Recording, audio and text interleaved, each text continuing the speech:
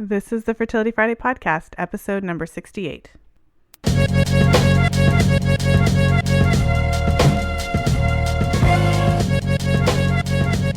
Welcome to the 68th episode of the Fertility Friday podcast. Thank you for joining me today. I'm Lisa from fertilityfriday.com, and this is your source for information about the fertility awareness method and all things fertility. One of the most common questions that I get from listeners is how long will it take for my period to come back after coming off the pill or other hormonal contraceptives? So I decided to create an awesome resource that tackles this tough question, and it's free when you sign up for the Fertility Friday newsletter. So make sure to head over to fertilityfriday.com/ebook to get your free copy of my new book, Where That Is My Period, 5 Ways to Restore Your Menstrual Health and Fertility After Going Off the Pill, where I reveal what to expect when coming off of hormonal contraceptives and share 5 steps to restoring healthy menstrual cycles post-pill. I took a little bit of a risk with the title, but I wanted it to reflect the sheer frustration that I feel from listeners and from readers of the blog who are going off the pill and their menstrual cycles are just kind of like a mess. And if you've been enjoying the show, I would love it if you would take a moment and leave a review and a rating on iTunes. It helps the show to move up in rankings so that more people can find it. And of course, I'd like to say a special thank you to all the listeners who've left reviews already. I do read all of your reviews, and I really appreciate you taking the time to let me know how I'm doing. And in today's show, I'm very excited to welcome my guest, Shawn Stevenson. Shawn is a best-selling author and creator of the Model Health Show, which is featured as the #1 health podcast in the country on iTunes. He's a graduate of the University of Missouri, St. Louis, and he studied business, biology, and kinesiology and went on to be the founder of Advanced Integrative Health Alliance, which is a company that provides wellness services for individuals and organizations worldwide. And Shawn has been featured in Entrepreneur Magazine, Men's Health Magazine, ESPN, Fox News. He's super busy. And I'm a huge fan of your podcast, by the way, Shawn. And this is a very timely interview because in today's show, we're going to be talking about sleep and why it is critical for health, fertility, balanced hormones, and so much more. And Shawn's revised, expanded edition of his book, Sleep Smarter, 21 Essential Strategies to Sleep Your Way to a Better Body, Better Health, and Bigger Success, is coming out on the 15th of March. So we'll talk a lot about that towards the end and how you can actually pre-order a copy before it even comes out. So welcome to the show, Shawn.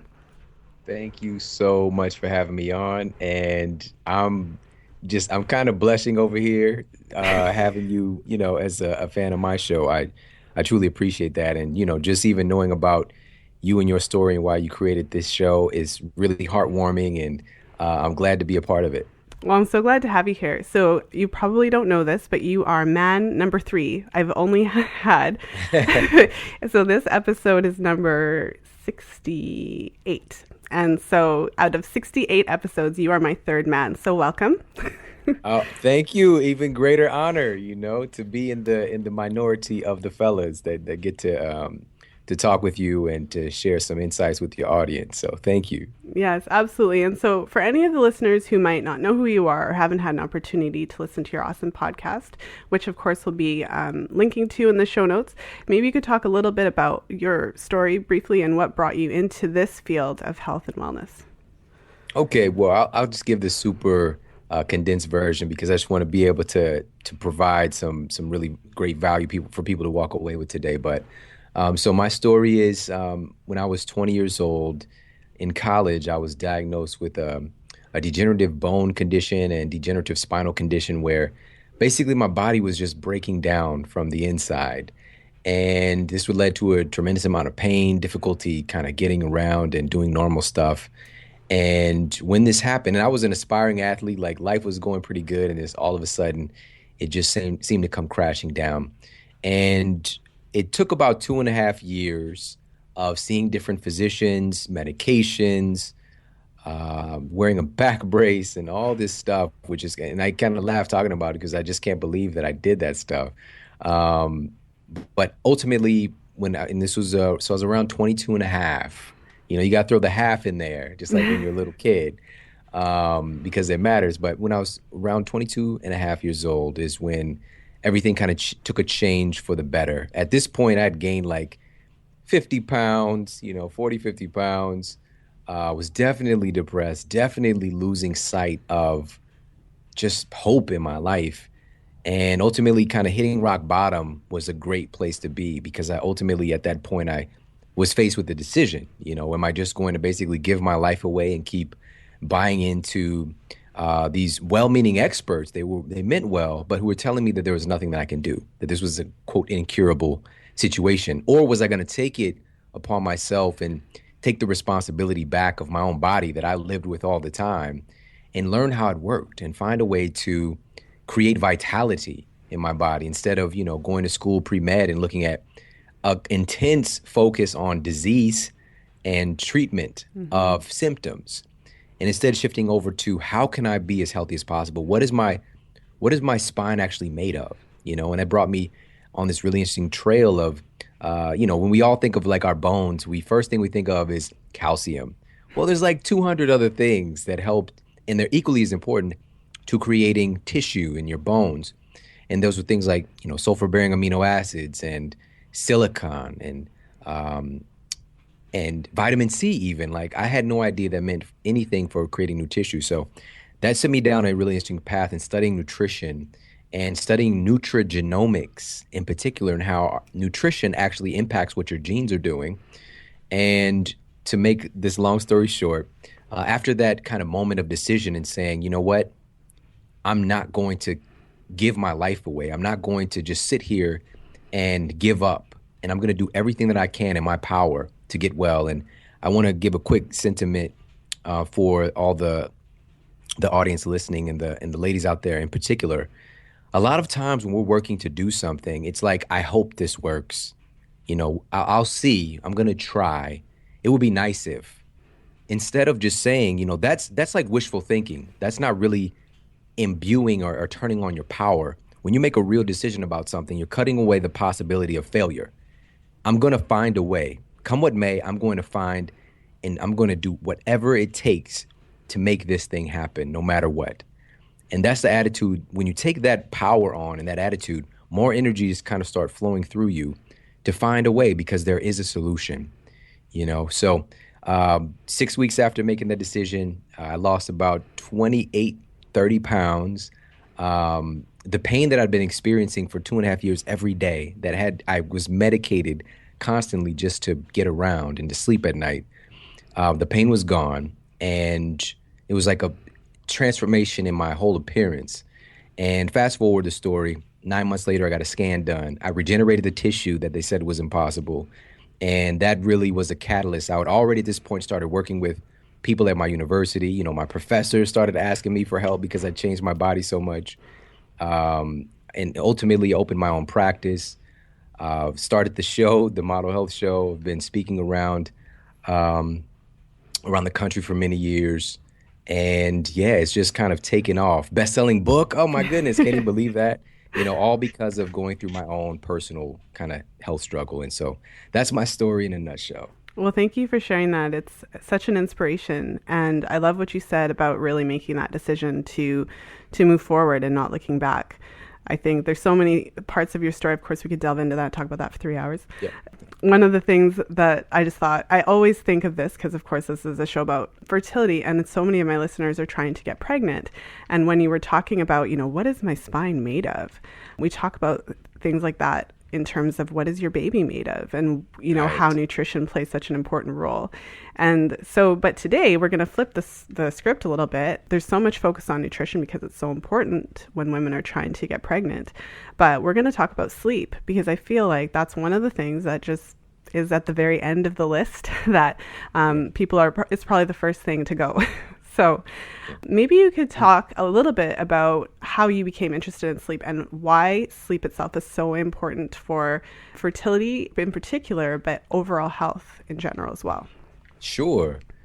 Well, everybody listening, they know like, I should be probably getting more sleep. I know how it feels when I'm sleep deprived.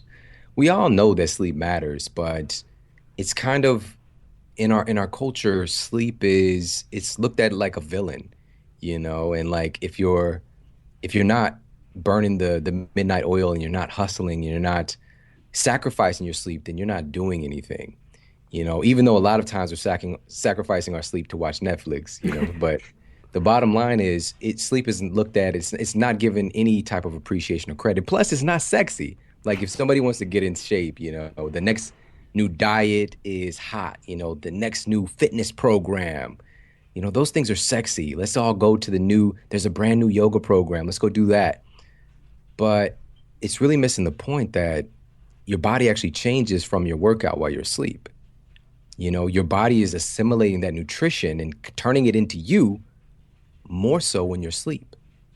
Your body is doing the vast majority of detoxification while you're asleep. As a matter of fact, your brain, which is governing and dictating every single thing with your physiology, including the process of pregnancy and the creation of life. Your brain is governing that. And there's something called the blood-brain barrier. And we have a lymphatic system in the rest of our body that is basically the extracellular fluid. You have 4 times more lymph fluid than you have blood. All right. So this other fluid is a huge channel for detoxification and moving metabolic waste out of your system to make room for other processes. All right. But your brain, there's a blood-brain barrier. Your lymphatic system doesn't go to your brain. So your brain has its own system. It's called the glymphatic system, which is a little special shout out to the glial cells that help to make this process happen. And when you're sleeping, this glymphatic system is 10 times more active. So your brain, which is kicking out, it's doing every microsecond, like millions of processes. And there's a lot of metabolic waste that's there. And it needs to be shipped out to make room for new neural connections and cell growth, right? So 10 times more active. And if you're not doing that, so one of the hallmark situations that we find is Alzheimer's, is an inability to remove those metabolic waste products. All right. So that's number one. Number two, your brain cells actually shrink in size to make room for detoxification during sleep, about 60%. So again, if you're not sleeping well, your brain and your body is not able to get stuff out of the way that shouldn't be there to make room for new development and new growth. All right. That's just one piece. The other piece is, I mentioned earlier, like what's hot with fitness and exercise. Well, there was a study done published in the Canadian Medical Association Journal, and they took 2 groups of people. Group A, they had them to be on the same exact diet and exercise program as Group B. Okay, so both groups are on the same thing. Group A, they allowed them to sleep for 8+ hours a night. Group B, they sleep deprived them. Okay, so they're getting like around 5 hours or less a night. What they found at the end of the study was that Group B lost far less weight and far less body fat than Group A. And the only difference was sleep. Same exact diet, same exact exercise. So it tells you right there that your sleep is actually where some, quote, magic is happening that's changing your entire physiology and transforming your body. And as you know, like we could talk all about the body transformation aspect, but we want to bring it back to fertility and kind of focus there. But the catalyst for me writing this book was really, seeing this firsthand in my own life with my own recovery and how important rest and recovery was, real high quality sleep. And then seeing it in my clinical practice when I've got patients coming in, and we had around 89% reversal rate for type 2 diabetes, helping people to get off their statins, lisinoprils, all this stuff through changes in their lifestyle, and if we're working along with, their physician or whoever the case may be to help them do this process, but giving them the tools to do it. Now, there was this group, and I was just blown away by the results I was seeing, but there was always this small group of people that were doing the same thing as the other people, eating great food, exercise, and sometimes they're exercising too much because they weren't getting the result. But when I do a deeper introspection, I really started to question, ask, drill down, I find out that they generally had problems with their sleep. And so once we got their sleep optimized, it's like the floodgates would open and they would get the results that everybody else was getting with the weight loss, the blood sugar regulation. Just so many stories are popping in my mind right now. But that's why sleep is so important. And that was really the catalyst for kind of, putting this book together and getting it out to the world. And I'm happy to say, of course, the first edition was a #1 bestseller and it was incredible. But now it's national distribution. It's also going to be translated in several different languages, twice as much content, 14-day sleep makeover program.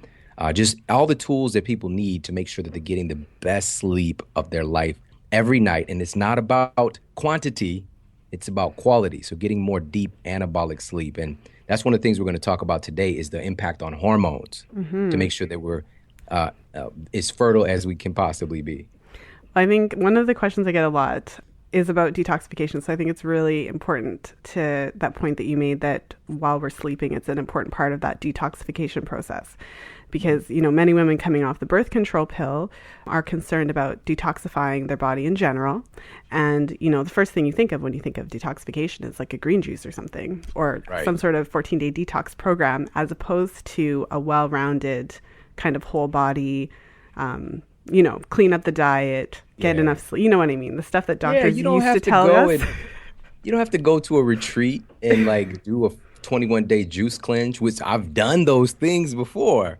You don't have to do that to detoxify your body and to optimize things. I just shared the number one thing. Your body's not going to do even half of the potential things that it can do to detoxify your system, to get the metabolic waste, to get the residues from medication out of your system as just getting great sleep. And it's the big part. And, what I've been finding over time is that we don't do it or look to it because you're not doing anything. Like with the new diet or doing that 21-day cleanse, it's hard. Like you gotta grind, you gotta really focus, you gotta struggle, you got to develop new character. With sleep, you just sleep. So it's like hard for us in our modern world to rationalize the fact that sleep can do so much by doing nothing. Well, one of the things that you mentioned was the connection between sleep and diabetes, sleep and weight gain, and those types of things. So, a lot of women who are coming off hormonal contraceptives end up with that situation where they're not menstruating regularly, where their period comes every 60 days, every 4 months, or whatever the case is. And a lot of women end up getting a PCOS diagnosis, or that's all connected to insulin sensitivity. So maybe you could touch a little bit just on the role that sleep plays in terms of insulin and in terms of our cravings. And because I feel like a lot of women are struggling with this. They just don't know why they can't get off the weight. A lot of women are trying to lose weight before they get pregnant because they know that weight is associated, with decreased fertility. So maybe you could touch on that a little bit.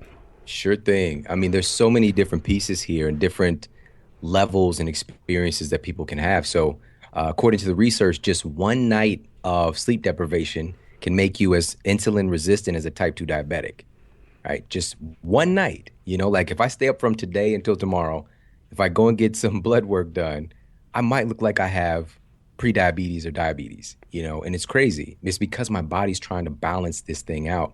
And we could talk about the different pieces if we have time of why that actually happens. But the bottom line is that it happens.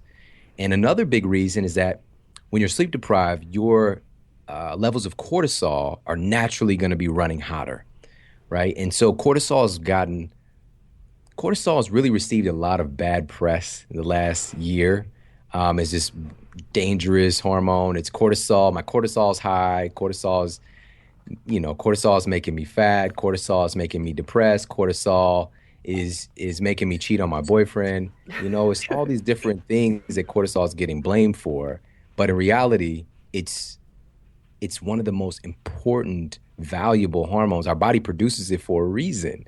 Your amazing adrenal glands, but you're supposed to have a natural cortisol rhythm, natural cortisol cycle, just like your cycle, just like your female rhythm, your daily rhythms. All of us have these things, and you guys know that guys have them too. We all have our hormone cycle, and you're like, yes, you guys do. We know when you're having your hormone cycle, and it's understanding that this natural rhythm. In the morning, your cortisol should be peaked, so we'll just say between 6 and 8 a.m.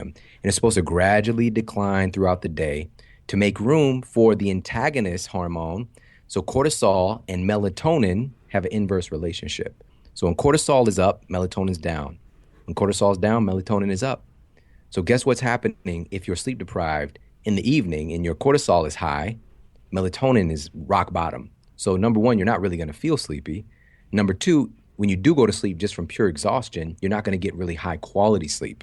You're going to wake up tired because your body's not producing that optimal amount of melatonin, right? So, and then another little piece with the insulin is that cortisol is naturally going to elevate your body's production of insulin because the whole purpose of cortisol is fight or flight, right? Well, not, let me take that back.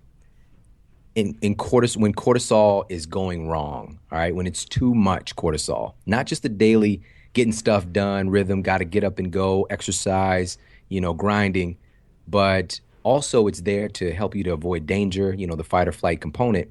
But what that's going to do when you're kind of hypertonic with that is when you're in the fight or flight, your body needs to pull glucose to your muscles, right? So how does that glucose get into your cells is through insulin, right? So cortisol is going to aggravate insulin. It's going to create more insulin production, and that's going to cause you to basically store more energy. But here's the problem. If your liver glycogen is topped out or too low, your body's it needs more energy to get to that, to get to your cells. So it's going to compel you to go and start eating cookies, simple carbohydrate, ice cream, potato chips, It's not going to cake. compel me to eat broccoli? No, not at all. Like it's the total opposite, And so all of a sudden now we get into this situation where we're struggling with our willpower, and all because of being sleep deprived. All because of this role that insulin is playing. And insulin, again, it's a really important, valuable hormone. It's just that when things start to go wrong because of our lifestyle practices, that can really throw the whole system off. So then if we don't get enough sleep, come those late night hours, we're craving carbs straight up. And one of the things that's interesting too, because I was just recently pregnant and a lot of my listeners want to be pregnant at some point, is my understanding of pregnancy is that pregnancy in and of itself is a bit of an insulin resistant state. So then if you're not getting any sleep, then I would imagine that would magnify this whole process a bit, Yes, make you more absolutely. prone to gestational diabetes, which we did talk about a bit on the show. Absolutely. You just said it right there in black and white. You just said it perfectly. Yeah, that's just, I think it's such an important thing because again, then when you think about gestational diabetes, if a woman gets a diagnosis, the first thing you think about is how do I change my diet, right? What do I eat? Right. Yeah. Oh, And no, then, not the first thing that the public at large thinks about. It's the first thing that you and oh, your that's right. audience thinks Yes. about. Thank Right? you. Otherwise, it's like bed rest, medication, trying Drugs, to, yeah. manipulate the system instead of fixing the underlying cause. Yes, this is true.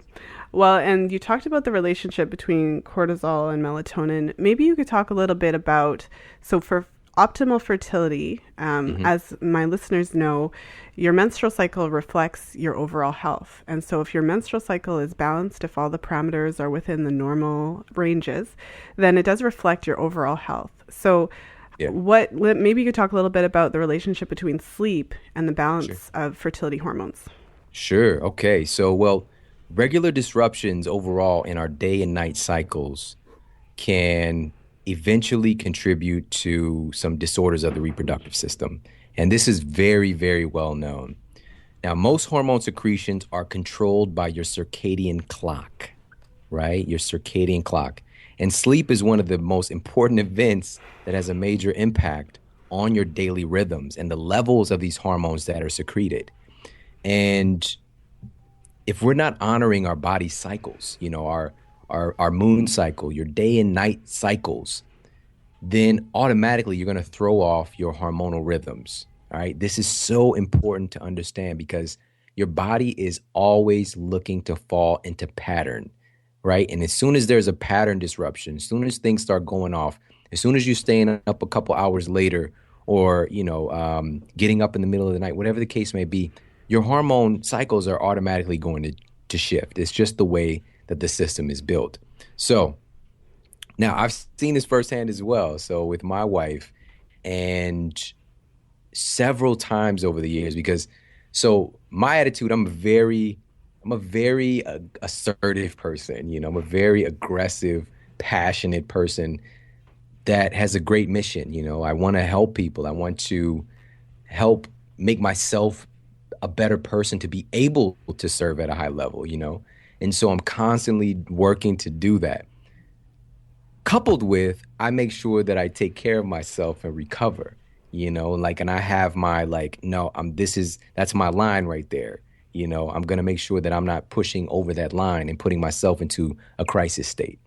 My wife, on the other hand, she will go hard like forever until the wheels fall off. Whenever there's a project that we're launching, whether there's if it's a new, with the book launch a couple of years ago, it was crazy. She stayed up for like 2 days. It was totally nuts. And I can't talk her out. Well, how you guys are, like I can talk her out of it, but I kind of can't. She's really running the show. She's running with the house, and we just kind of pretend like we are. So, just trying to instill in her over the years by just my example rather than telling her what to do, because that does not tend to work out well, not so is, much. just really loving her so much that she loves herself more, and just those little small things to pay attention to, and finding a way to better structure things. One of those things was finally getting an assistant, that can handle a lot of those things that she was doing. And what we found back then, like her cycle is normally, we'll say 28 days. It was like 22, and just like that, like it would get thrown off, and just a few days ago, and she just stayed up maybe 3 hours later for like 2 days. And, and this was something, I could kind of bear with. And I was like, no, why don't, it's going to be okay. But she's like, no, this needs to get done. And I said, okay. And so, but her cycle was 2 days short, and it's never like that. It hasn't been like that in, 8 months. But immediately you see that shift happen when you're sleep deprived. And I want every single woman to walk away with this knowledge that this day in light, this darkness and light cycle is dictating your cycle. And we have to honor those. We have the ability today to basically manufacture a second daytime, instead of having that night cycle, that moon cycle, that the darkness cycle. And we need to be more aware of this and to get more time where we allow our bodies to produce those natural hormone secretions, in particular, the power that melatonin has. So that's just one like kind of overarching umbrella of things. But one thing I really want to touch on really, really quickly is that it's been clinically proven that insomniacs have significantly higher levels of cortisol, which suppress healthy fertility cycles. Okay, it's another thing about elevated cortisol or abnormal cortisol rhythms. It's clinically proven to suppress fertility. So we have to understand that, and not just sleep, but overall having a lifestyle that helps to manage and kind of buffer stress a little bit better. And I actually do talk about that in the book because I'm a very practical person as well. So I'm not saying don't watch Netflix and chill, don't have your Netflix and chill. It's just putting everything in a smarter order is really what it's all about. All right. Well, one of the things I wanted to ask you about is it's like, so for the listeners, like, okay, Sean, I get it. Sleep is important. But what's really going to happen to me if I don't get enough sleep? Because life happens. So lay it out for us. Like, what does it do if on a regular basis, say I'm only getting 6 hours of sleep or whatever, and I just never get to bed on time and I'm exposing myself. Like, we'll talk. I really want to talk about sleep optimization so we can get into that a bit more. But what happens if this is like a regular pattern of yours where you just it's the last thing, you just never get enough sleep? Awesome. Well, I'm going to tie everything back to fertility. So one of the big things that's going to happen is probably a potential breakdown with your ability to regulate your weight. All right. So that's one of the big things. That's a little bit more marketing, like, hey, get sexy, get your abs here. You're like, instead of the new exercise program, the hot exercise program, if people understand like you can lose weight while you sleep in a way, or that sleep is really helping to kind of control what your figure looks like, then people start to pay a little bit more attention to that. So there's research done at Beth Israel Deaconess Medical Center. And what they discovered was that sleep deprivation, let me back up. What they discovered, and I'll share this first, was that leptin, so lack of leptin, which is your quote, satiety hormone, right? Leptin is your satiety hormone. Lack of leptin contributed to infertility. All right. So they discovered that lack of leptin, an abnormal function of leptin, contributed to infertility. 'All right. So here's what's so interesting. In Sleep Smarter, I actually cited a study from Stanford University that proved that when individuals are sleep deprived, they had significantly decreased levels of leptin in their system. Okay. So I hope people are making that connection. Okay. Lack of leptin, abnormal leptin leads to infertility. Sleep leads to lower levels of leptin. All right. So, number one, we got the fertility piece we need to pay attention to. Number two is if leptin is not functioning properly in your system, then you're going to be ravenous. Like you're going to want to eat everything because that satiety hormone is not functioning and doing its job. So this is going to be your willpower versus your biology. Okay. You're saying, you know what? I'm going to get healthy. I'm going to do this healthy baby diet. I'm going to make sure that I'm exercising on a regular basis. And now all of a sudden you're at Krispy Kremes, and you're just like going ham on a box of donuts and you like told yourself you wouldn't do this stuff and you feel guilty and you feel bad, like you failed again and you're creating a situation of learned helplessness. Like no matter what I do, I'm going to fail. And it wasn't even your fault if you're not aware. But once you become aware, now it's your responsibility that your biology was compelling you to go and eat those things, and it's very difficult because your willpower is kind of finite. Your biology is infinite. It has this infinite genetic program that is all about survival. So that's one of the big things. And another huge issue, and this also again ties back to fertility as well, is that when you don't sleep, your whole system is unhealthy. Let me rephrase that. When you sleep well, overall, your system is healthier in general. Every part of you, from your cardiovascular system to your nervous system to your reproductive system, everything is going to be working better. Now, when you're sleep deprived, automatically you're lowering your immune system. Okay, you're lowering your immune system. And just being sick, having a lower immune system, having an illness has been shown. And we just look at because it's not just women, also with men as well in the fertility department. If a guy, for example, gets the flu, his sperm count can be dropped for up to 3 or 4 months just from being sick, from having a tough bout of sickness. Okay. Plus, there's lots of other common medical problems associated with sleep deprivation that all lead to fertility problems like insulin resistance, which we talked about, obesity, high blood pressure, or obviously increased stress, which we've talked about. So sleep deprivation is going to contribute to all of those things. And we've talked about most of these already. And I talked specifically about the cardiovascular system as well and cite a bunch of great studies in Sleep Smarter. But again, I make it so that it makes sense and it's compelling and it's fun to read and you walk away feeling empowered versus like, there's all these kind of dark issues and, I need to make sure that I'm sleeping or I'm a bad person. No, we got to make this fun, and that's what, if we want to talk about some of the strategies to start getting better sleep, we could do that. Yes, absolutely. One of the things that was crossing my mind is, for example, someone like me, kind of like type A-ish, thinking to myself that if I can't do it perfectly, you know how you kind of have those feelings where sometimes it's like, yep. Well, if I can't do it perfectly, then why don't I not do it at all? If I want, my goal is to get to bed at 10 and it's midnight, then I throw it all out the window. So what are some things that we could do? Even like overall, maybe you could outline for us, first of all, what would like the perfect night's sleep look like? And then we can dissect that a little bit and work out what happens when things don't go perfect. Oh my goodness. The perfect night of sleep? Oh my goodness.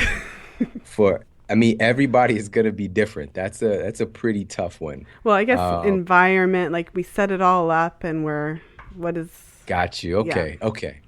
Well, that drills down a little bit. So, let me think. You know what?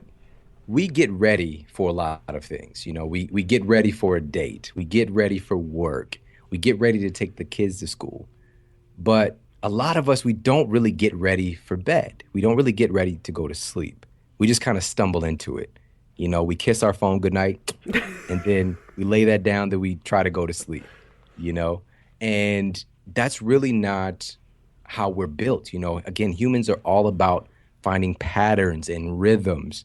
And a lot of our evenings are very just haywire, the variety that we're exposed to, especially like watching television or being on Instagram or Facebook before bed, It's just all this constant stimulation. So your dopamine is firing, which dopamine is a seeking hormone. It makes you seek, it makes you keep looking. And the internet is designed perfectly for that because infinite things to see. You just keep scrolling, it's just going to keep being more and more and more. But here's the thing is every time you seek, you find. It's different from nature. And so you're getting instant opioid hits. And so I'm talking again about this hormone system that's governing your body. So these opioids, so this is like we're talking about some really powerful hormones that give you a sense of pleasure and satisfaction.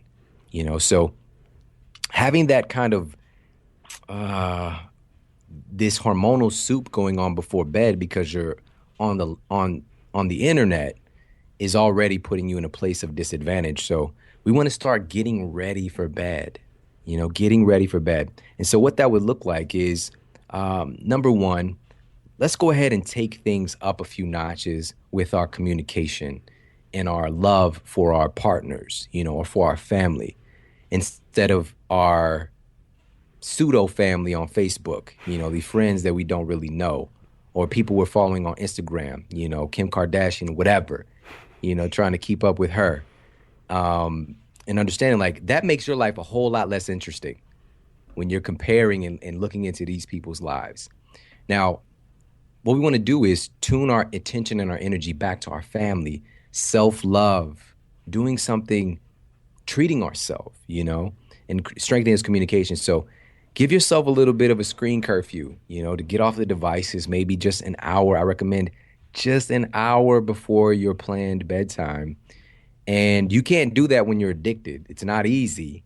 I'm sorry. It's not that you can't. It's more difficult when you're addicted to your phone, or your whatever you're into.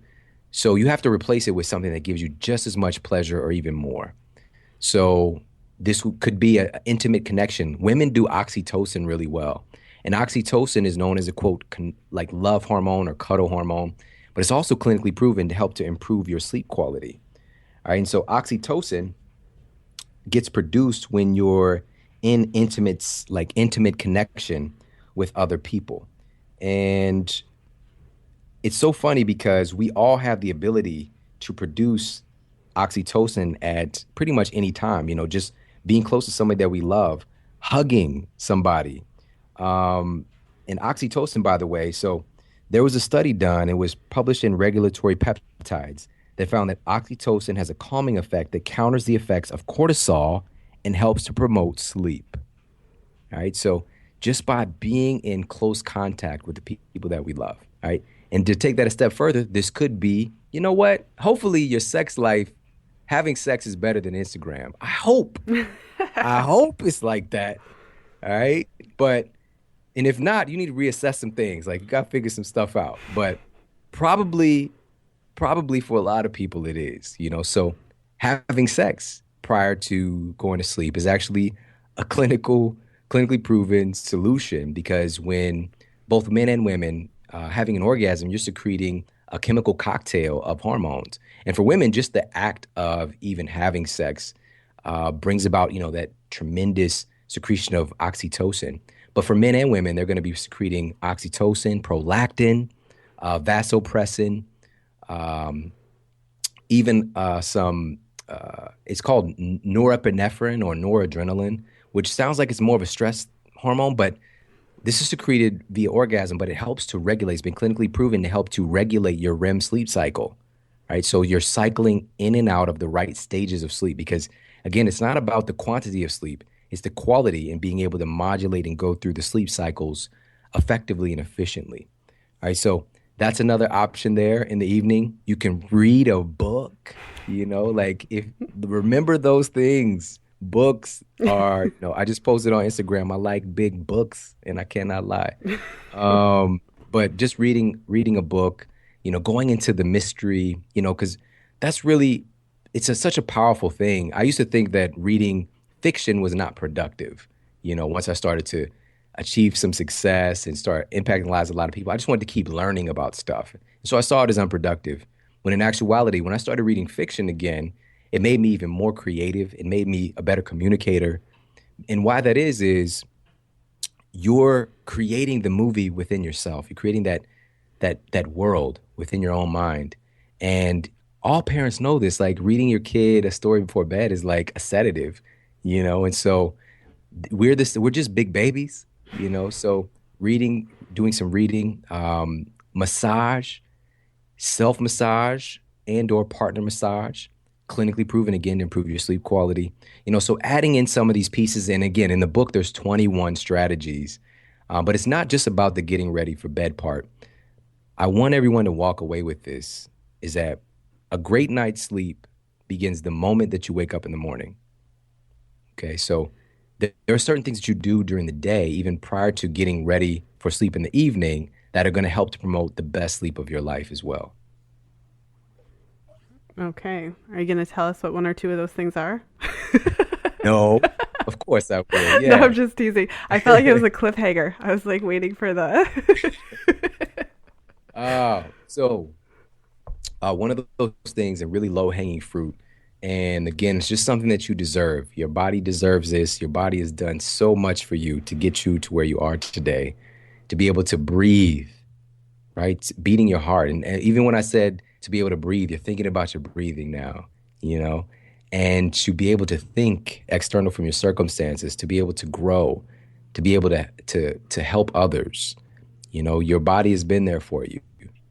And one of the things your body requires, your genes expect you to do is movement. This word exercise, it's not, it doesn't have the right connection in our world today. Exercise is really about detoxification and eliminating things that get in the way. We talked about detoxification at the very beginning of the show. If you're not exercising, your body's just becoming like an internal like cesspool, like waste are not moving. Your lymphatic system does not have a pump like your circulatory system. So if you're not moving, the waste isn't moving. And another big component of that is helping to regulate your sleep cycle. There was a wonderful study done at Appalachian State University that took exercisers and broke them up into three groups. Group A exercise at 7 a.m. in the morning. Group B exercise at 1 p.m. in the afternoon. Group C exercise at 7 p.m. at night. At the end of the study, they found that Group A spent up to 75% more time in the deepest, most rejuvenative stages of sleep. All right, so you need to get up and get active. Get up in the morning and do just 5 minutes, okay? 5 minutes of exercise of some sort. If it is your normal workout time and you're gonna hit the gym, do that. If you work out at home, that's cool. But for those people who are just like, I don't have time, you absolutely, to get those sleep benefits, and maybe you work out in the afternoon, that's all good. All right. But make sure you get some movement in the morning, because that's going to help to encourage that normal cortisol rhythm that we talked about. All right. So it can help to kind of reset things. So just jumping on, I've got like this mini trampoline, AKA a rebounder right here in my office. You could do some Tabata that takes 4 minutes, 4 minutes of exercise. You can go for a power walk, just do some body weight exercise. You could do some squats and some push-ups, and modify those if you're not at a place where you could do those things. You could do some incline push-ups on your counter in your kitchen, and some or kneeling push-ups. Modify your squat. You can do chair squats. There's so many different things that you can do, but the bottom line is, from this day forward, we'll actually start it tomorrow. But if you're a real A game, A player, you'll even do some right now, just because.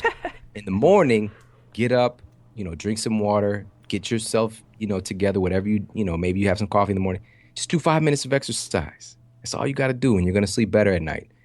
It's going to stack the conditions. But again, if you're getting those 5 minutes of exercise in, you're going to get some benefit.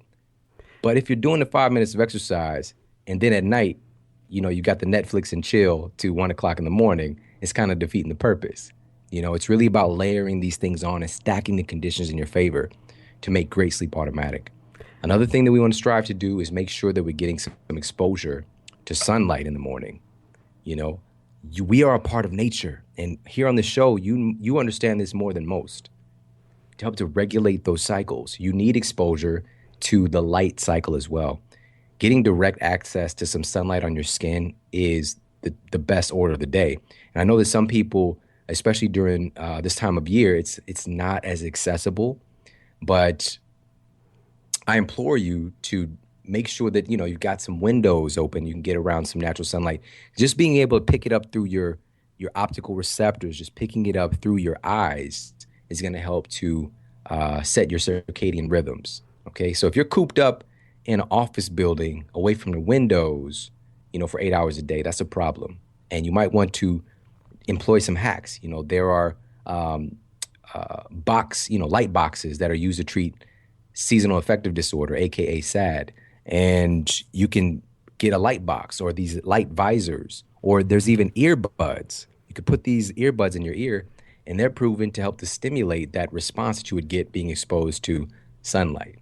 But make no mistake, nothing is better than sunlight itself. So those are just a couple of things. Again, there's so much, we could talk Yeah, we could talk for hours about any of these pieces, but there's some other strategies to just be conscious of. Well, I love that for a lot of reasons. I think one of the reasons I love it is because you don't necessarily think that what you do first thing in the morning is going to impact your sleep.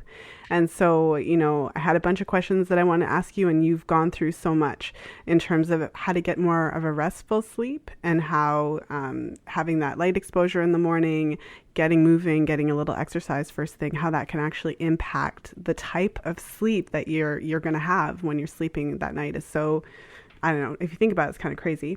But also just in terms of kind of planning your sleep, like you said, and kind of coming down from our crazy lives, and also kind of getting away from the lights from the screens, because you definitely touched on the importance of having that light when you're supposed to, which is in the daytime, and not having it at nighttime. So you might find this really interesting. I actually did an interview, by the time I release this, probably going to be about 2 months ago, but I interviewed a woman named Joy DeFelice, and she has specifically studied the effect of light on women's menstrual cycles. And so in terms of the sleep environment, maybe you could talk a little bit about that, because the interview with her was mind-blowing, because basically women who are suffering from various menstrual cycle irregularities, in her words, when light is the factor, just by actually getting rid of all the light in the sleep environment has actually corrected some of these issues. And she has a long list of them, from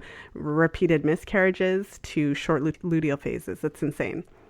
Mm-hmm. So I know you talked about kind of getting rid of the desktop stuff, the computers. And so maybe you could just talk a little bit about the importance of sleeping in darkness when we're getting our environment set up properly. Yeah, sure. So yeah, it's not just our eyes that pick up light. Our skin also has photoreceptors that sense light and send information to our internal organs that essentially is daytime, and namely, we're going to be producing more cortisol, which can throw off what's going on with all these hormones are tied together, whether it's estrogen, thyroid hormone, whether it's, cortisol, they're all influencing each other. And basically, I don't like to even have conversations about hormones without stating what they are, which, I kind of took it for a given with your audience being more educated than most. And the fact that, so hormones are basically chemical messengers that communicate information between different cells in your body. Okay, so the hormones are messengers. So they're communicating messages between all the cells in your body. Okay, keeping that environment of cells, your community of cells in good working order, so there's no civil unrest, and there's no breakdown, and there's no nobody's trying to, tear down the Berlin Wall in your body, whatever. Well, maybe the Berlin Wall shouldn't have been there in the first place, but you know what I'm saying. Yeah. Like, no civil unrest, right? We want everything to be COPA, right? Be copacetic. So, I want people to really understand that all these hormones are impacting each other. So if you're getting some testing done, it says that your thyroid hormone is low, or your T4 or cortisol is high, please understand it's impacting estrogen. It's impacting testosterone. Well, both women and men, we all have estrogen and testosterone. It's just different ratios. And so sleep deprivation in men is clinically proven to lower testosterone, which lowers sex drive, which also contributes to erectile dysfunction, also lowers sex drive in women. And what was found, there was an interesting study done recently that when a woman is sleep deprived the night before, she is 14% less interested in sex the next day. Okay. And on the flip side, if she's well rested, she's 14% more likely to engage in sexual behavior. And part of this whole fertility thing is wanting to do it in the first place. Like there's Imagine nothing that. that's going to be happening without that piece. So we want to make sure that, again, we're taking care of ourselves and getting rest. So the ideal condition, again, is to enjoy that dark phase. And it's not all light is bad at night. Moonlight is cool. Like, again, moon cycle, moonlight is okay. But LEDs from street lights and car headlights and porch lights, your neighbor's porch, lights inside your room. I mean, you're not six. You know what I'm saying? You don't need the night light. And if you do, again, like we gotta talk. We gotta talk. Stop leaving the TV on and the lights on. You gotta employ and start to understand. And this is real talk. We're getting into a situation now where we're touching on some things that there are people out there right now listening who that's who they are. That they're like, I'm that person. And what do you mean? Right now, you're walking around with this feeling tone and this belief that you live in an unfriendly world. I live in an unfriendly environment.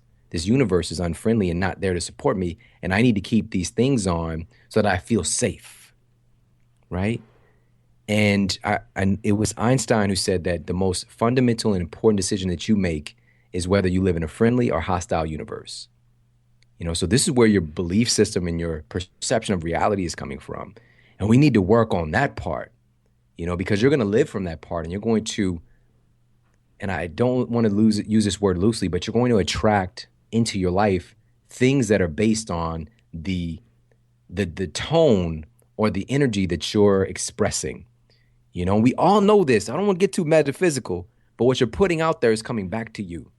Okay. So when you start to feel like the entire universe is here to support me, all of life is supporting my good, and you start to practice that and you start to live from that, things start changing in a really positive way. You might not believe it at first. This is why it's called a practice, and really working on imbuing that and living from that place. And I promise, like, it seems like magic happens, but it's science, and there's some other stuff, spirit involved as well. And it's really a powerful phenomenon when you can kind of own that. So just to put a bow on that point, getting the internal light and external light out of your room in the evening. If you are in a situation, I was recently in New York City, and there's obviously a lot more like concrete jungle going on. I mean, it's just a really phenomenal city. And there are so many people there that are radiantly healthy. And so they're doing things like getting some blackout curtains in their bedroom to block out that external light, right? And so in all of these things, and that personally, of everything that I've studied and written about and experimented with, when I blacked out my bedroom and got those really dark curtains, that was the best, like instantly, that was the best sleep that I had received thus far, after all the experimentation. Me personally. For other people, it's adding in that exercise component or not exercising late at night, thus producing more cortisol, change the game for them. Or utilizing some topical magnesium that you rub onto your skin. For different people, it's going to be different things. Personally, getting that room super dark, creating your little sleep love cave, it can do wonders for you. All right. Well, yeah, I think you blew my mind a little bit with the metaphysical, so thank you for that. Do we have a couple minutes for some final questions today, just to wrap up our interview? About 5 minutes? For you, yes. Awesome. Let's go for it. Thanks, Sean. So I love asking these questions towards the end, but since our topic of the day was sleep, so what is one thing about sleep that you want all the listeners to take away from our interview today? I know it's tough. Yeah, no, I mean, it's just a beautiful thing. I just really feel centered in that, in this amazing process, this amazing world. If sleep wasn't important, we would have evolved out of it a long time ago. But it's really the secret sauce. It's really the thing that makes everything better in your life, exponentially better or exponentially worse if you're not getting it. From your physical appearance to your focus, to your work performance, to your intimate connections, to your health overall, the health of your internal organs, the health of your babies, be it that you're growing them right now or that you're wanting to conceive or they're outside of you now and you're talking to them, your sleep is going to impact them every day. It is that important. And it's not that it's pointless to eat great food and to exercise.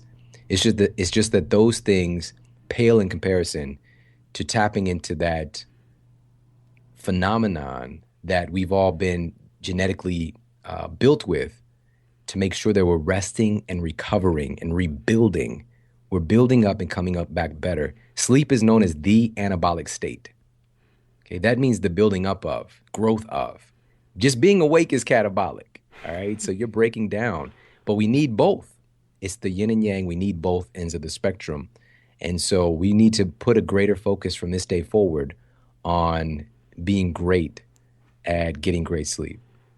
All right. And what would you say is the biggest myth about fertility that you would like to see corrected? Wow. Oh my goodness. That's a big one right there. The thing that comes up to my mind first is just the trouble with birth control pills. And I know you've done shows about this for sure.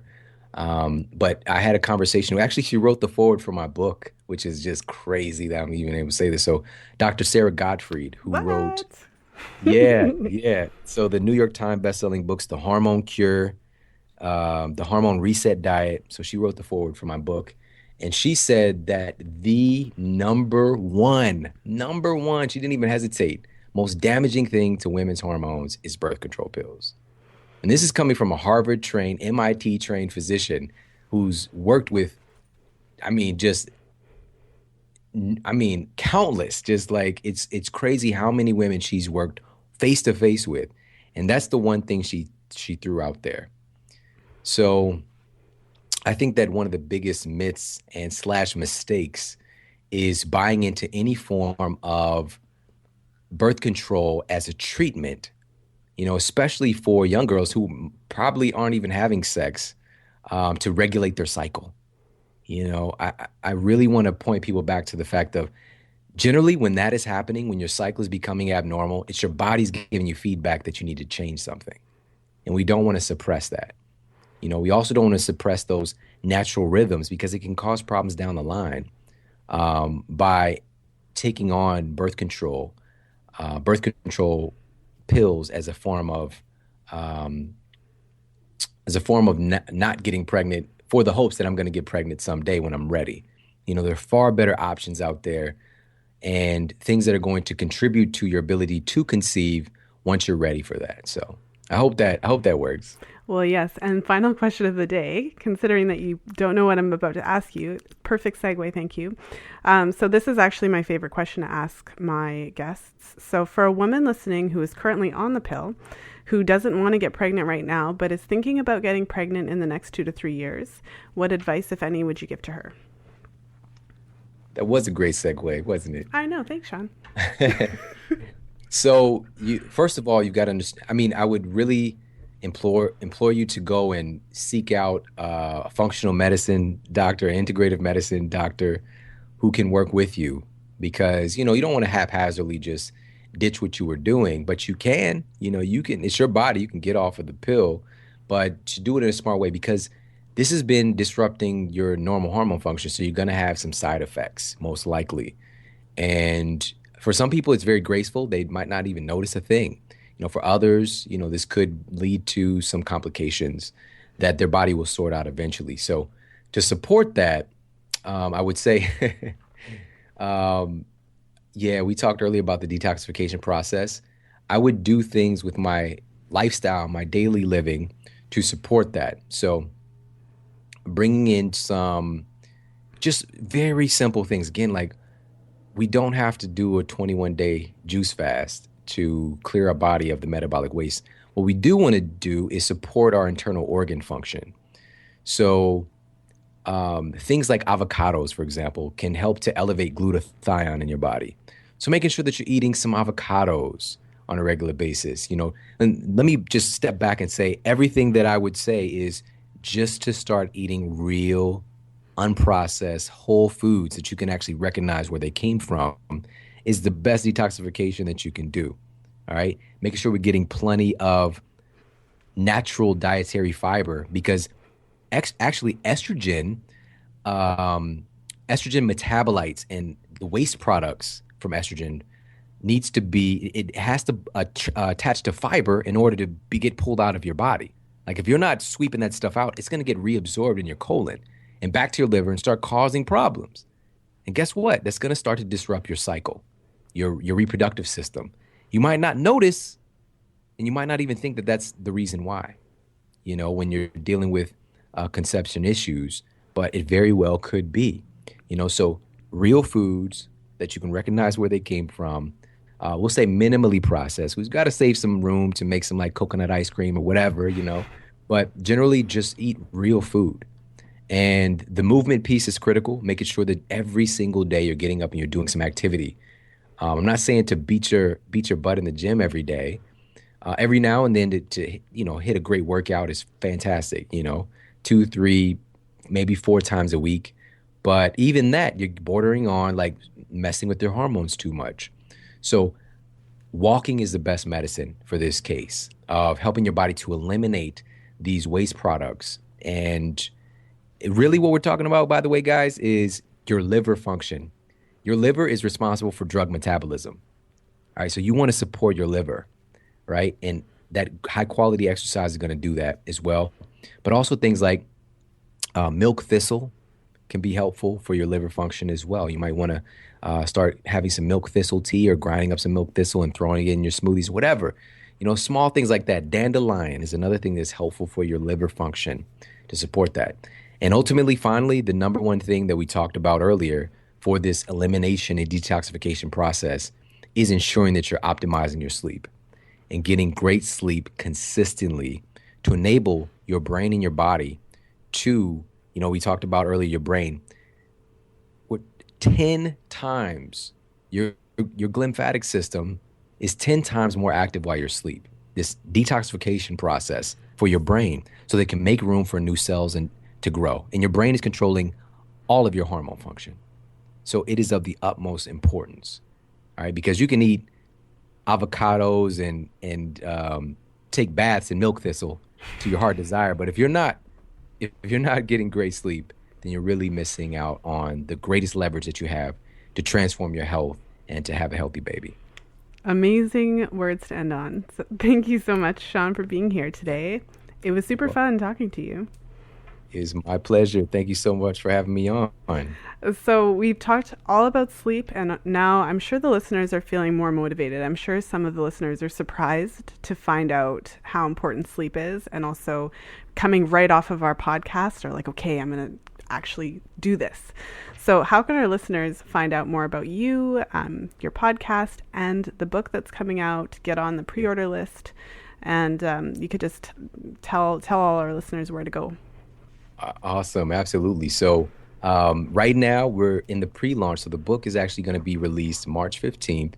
So depending on people listening to this, because, people are going to be listening next year because your show is hot. 2016. But right now. That's what we're talking about right now. Yeah. So right now, March 15th, 2016 is when the book is going to be released nationwide, all the bookstores. And it's just really amazing.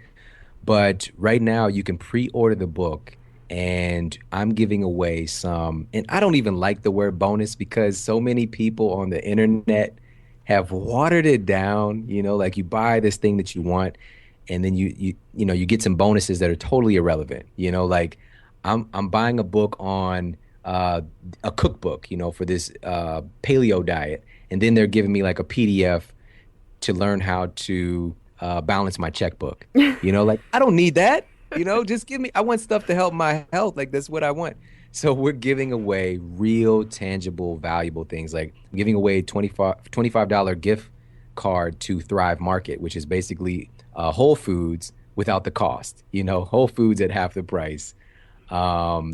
We're giving away supplements. We're giving away, like I mentioned earlier, the topical magnesium I mentioned very quickly, which I talk about in depth in Sleep Smarter, and Q&As with me with certain book bundles. so many amazing things. It's absolutely crazy. And just absolutely head over sleepsmarterbook.com. So it's at sleepsmarterbook.com to get access to all the bonuses that will not be around if you wait. And I would love to connect with you as well. So sleepsmarterbook.com. And of course, you're going to get the copy of Sleep Smarter, 21 Essential Strategies to Sleep Your Way to a Better Body, Better Health, and Bigger Success, and be a part of this movement because the book is already, it's going to be in every major magazine you could think of. We're in Oxygen, Women's Health Magazine, Muscle and Fitness Women's, and also the men's version of these things as well. The major media and TV, oh, I can't even tell you guys yet. So you guys are going to be a part of this mission and this movement first. So head over there, check it out. And my show, if you're listening to the podcast, obviously, then you could find my podcast on the same platform. As you mentioned earlier in the show, honored to say we've been the #1 health podcast in the country, which is just crazy, and #1 in fitness and nutrition dozens of times. And you can check me out there. It's The Model Health Show. The Model Health Show. Just look me up, or you can check it out on my website, themodelhealthshow.com. And you can find all my social links there as well. Come by and say hi, and make sure you grab your pre-order copy of Sleep Smarter. Let me know that you got the book ready to come to you, and I appreciate you so much. And, thank you so much for having me on the show today. This has been great. Well, thanks so much for coming on the show, Sean. I'm a huge fan of your podcast, so definitely check it out for everyone who's listening. And I'm just really glad we got to hash it out today about sleep. It was super informative, and I am really feeling like I'm going to up my sleep game now. Love it. Love it.